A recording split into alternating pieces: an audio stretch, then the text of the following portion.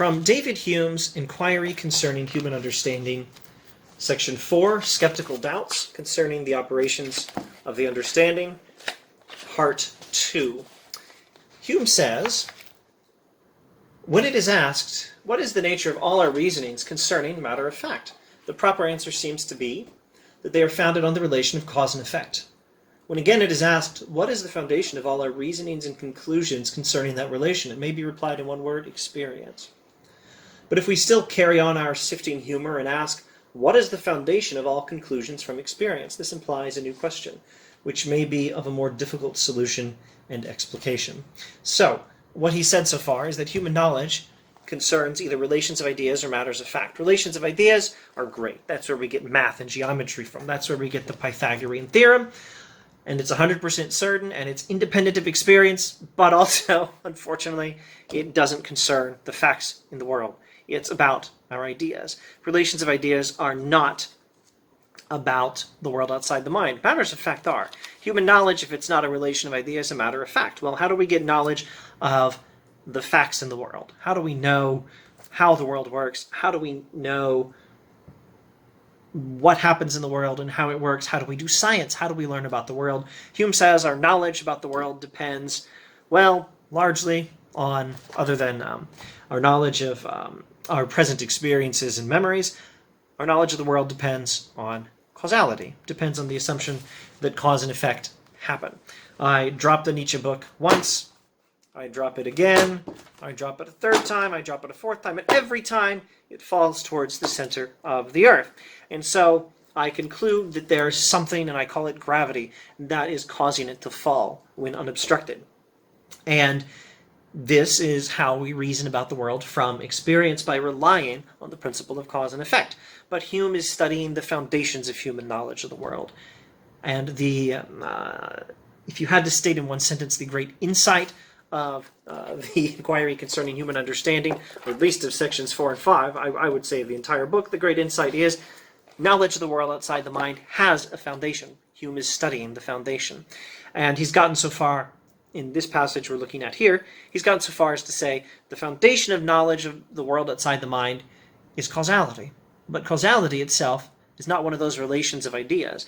Knowledge of causality comes from experience because, again, we observe that something happens, one event follows the next event, something happens and then something else happens, and the second event, the book falling, always follows the first event, me letting go of the book, and so we assume that there's something, and we call it gravity, that is causing the second event to follow after the first event. How do we get that assumption?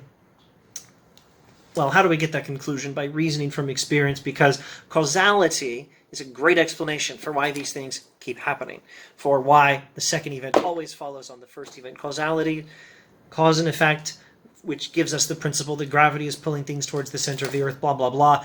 This is a great explanation of our experiences, but how do we derive it from experience? If we carry on our sifting humor and ask, what is the foundation of all conclusions from experience? How do we learn anything from experience? This implies a new question, which may be more difficult. And Hume continues, I say then that even after we have experience of the operations of cause and effect, our conclusions from that experience are not founded on any reasoning or on any process of the understanding. How do we get from the premise that this book falls in our experience every time I let go of it? How do we get from the premise that it's fallen, 10 times when I've let go of it, to the conclusion that something called gravity is causing it to fall? And in fact, Hume says that conclusion is not a product of reason. It's not founded on reason or any process of the understanding. On what then is it founded? There is here a consequence drawn by the mind. There is a certain step taken, he says, a process of thought and an inference which wants to be explained, or which needs to be explained. These two propositions are far from the same. I have found that such an object has always been attended with such an effect, and I foresee that other objects, which are in appearance similar, will be attended with similar effects. I observe that one event, if the event is clearer, you can do with objects, but I would need a different illustration, like billiard balls or something, but I'm going to stick with the illustration I've been using. One event, I find, is always attended by another event. I let go of the book, and it falls. Well, I conclude that other objects which are similar will be attended with similar effects. Other events which are similar will have similar effects. If I take one of these books, one of these Augustine books off the shelf behind me and let go of it, it too will fall. I conclude that. How do I get that conclusion? I shall allow, if you please, says Hume, that the one proposition may be justly inferred from the other. I know, in fact, that it always is inferred. We do always conclude that things will happen in the future as they have in the past, that next time I drop the book, it's going to fall again. You believe that that will happen. But why is what Hume wants to know. He says you do make the inference. It's an appropriate inference. It's a just inference. But if you insist that the inference is made by a chain of reasoning, I desire you to produce that reasoning. What is the reasoning that allows you to conclude one premise, to conclude that conclusion from those premises? What is the connection between these propositions? Hume says it passes my comprehension to know what that connection is. So, what's the connection? He also says this: whatever is intelligible and can be distinctly conceived implies no contradiction and can never be proved false by any demonstrative argument or abstract reasoning a priori.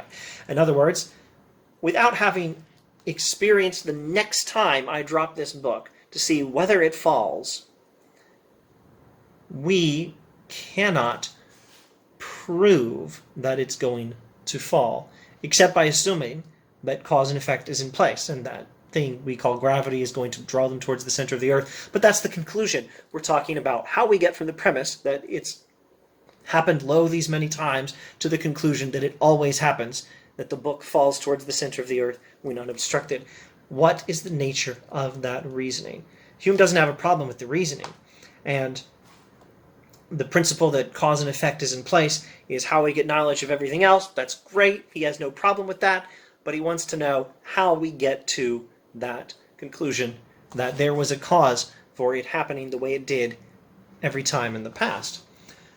And since he has stated, way back at the beginning of section 4, since he stated that human knowledge is either a relation of ideas or a matter of fact, he's excluded any possibility of reasoning independently of experience getting us to this conclusion.